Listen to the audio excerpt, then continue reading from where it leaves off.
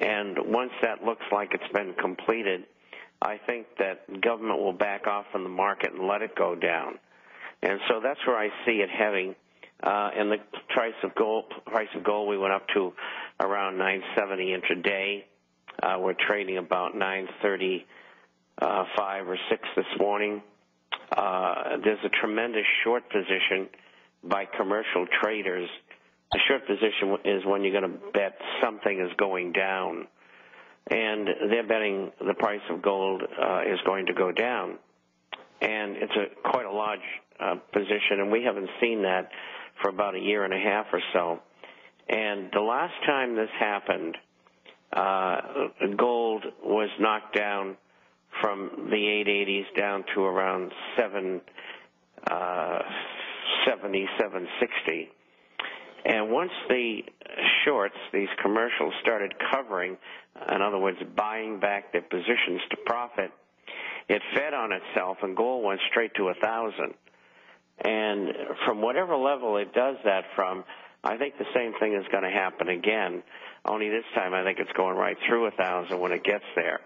And so where is the bottom in here? I don't know, and neither does anybody else, but I think there's a good chance that we're close to it. We could go to 880, but I think more likely to stay somewhere between 920 and 940. I'm getting reports. I just got a report this morning out of Australia, and we have a lot of subscribers there. And this gentleman went to the Perth Mint and tried to get delivery of some coins or buy some coins. And he said that, and mind you, there's no new minting at the Perth Mint until October of this year. And they're out of most everything. And so the physical offtake in the market continues to be enormous. What about this issue of money is missing from the mints and the auditing of the mints or the auditing of the countries who keep gold? Or Germany asking the United States for its gold. Why does the United States keep Germany's gold in the first place? Well, Germany was a defeated nation, and during the early 1950s it was decided, because they were such a risk, like 20 million people had been killed, as if they were going to have another war next week. But anyway, they were forced by the U.S. to keep whatever gold that was accumulated in the United States. And we do know that some was kept in recent years at West Point, at the military academy in New York State. Where the rest of it was kept, I don't know. And so Germany decided that they had to take delivery because they didn't like what they saw. Mm-hmm. And they probably figured the gold wasn't there. And the United States has refused to give it to them. They're just stringing them along. Okay, we're going to be right back after this 3-minute break with more of Bob Chapman. Where has the gold gone, ladies and gentlemen? Stay tuned. We'll be back in 3 minutes with the Power Hour. Welcome back to the Power Hour. This is Joyce Riley. Thank you for joining us today, and Bob Chapman for joining us. He is the editor of the International Forecaster newsletter. You can get a copy by calling 877-479-8178. That's you can get the first copy at no charge, and then decide if you want to take it on an ongoing basis. 877-479-8178. Bob, the money that is missing, the gold and silver that is missing, why is it missing? I mean, where is it gone? We're going to go back to Bob Chapman right now. Bob, the subject of the coins, whether they be legal tender or not, Lakota coins coming from an Indian nation, along with the idea that the Liberty dollar has gone up so much in value, makes you wonder if you shouldn't invest in something like the Lakota coin to support the Lakota nation, as well as get something that might have might be very rare if they come in and try to stop them. Well, I think you're right, but I think that if they were going to stop them, they would have already done it. It's several months have passed. The government knows what they're doing, and they. Yeah, but look how long Liberty Dollar was in effect, though. Well, yeah, but they were not a sovereign nation. This is a little bit more complicated. But be as it may, as Ted said, they're selling at substantial premiums over what Ted is selling them for at Midas. So in that sense, it makes it a good buy. I think we'll just have to wait to see if the government tries to stop them. And I think in all probability they probably will, because it is a competing currency.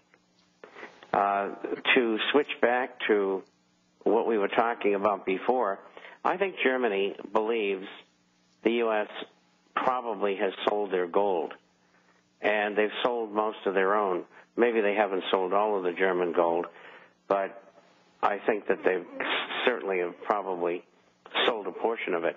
As far as Canada is concerned, knowing the relationship between Canada and the United States, nobody stole the gold in Canada's mints. It was sold into the market by the government, and they just don't want to tell you that.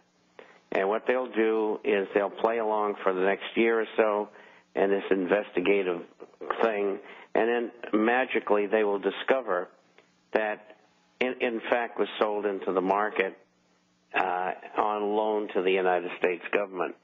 But that's what they don't want to admit. But that's what's going to come about. And I imagine the person who discovered that this gold wasn't there will probably have an unnatural death here very shortly. Interesting. By the way, we had several people that commented on your last appearance when you were on the show. You made the comment that our tax money goes to the Treasury Department. There are a lot of people that question that. I know Dion wanted me to ask you that again today. Do you believe that our tax money, our tax dollars, go to the Treasury Department? Yes, I do. And, you send a check in, it says the Internal Revenue Service on it. Mm-hmm. It goes in their account on behalf of the U.S. Treasury. After that, I would assume it goes to the Treasury. There are those who contend that it goes to the IMF, mm-hmm. and I see no evidence of that. Well, that's a question that is really bantered back and forth, whether or not that's the interest on the debt goes toward paying the interest on the debt. So, by the way, I do want to open up the phone lines. If you'd like to talk to Bob Chapman, 800-259-9231, 800-259-9231. What do you think we should be watching right now? Because like Ted Anderson mentioned, with all of these dealerships that have closed down, many of them who are doing extremely well, makes you wonder why they're closing them down. Well, I think my answer to that is that they're closing them down to move them to China. What is your response, Bob? Mine's the same as yours. I saw Mr. Ford, CEO of the Ford Motor Company, on CNBC this morning, dealing with how they were going to supply the cars that America needed. Well, let's look at it another way. During the entire conversation, it was never mentioned that the cars that are going to be supplied to those who want them in the United States are going to be manufactured in India, China, and Brazil, and Mexico. So what essentially they've done on the interview is not dealt with the fact that American workers are out of work, and they're not going to get work because they've moved everything out of the country that they can.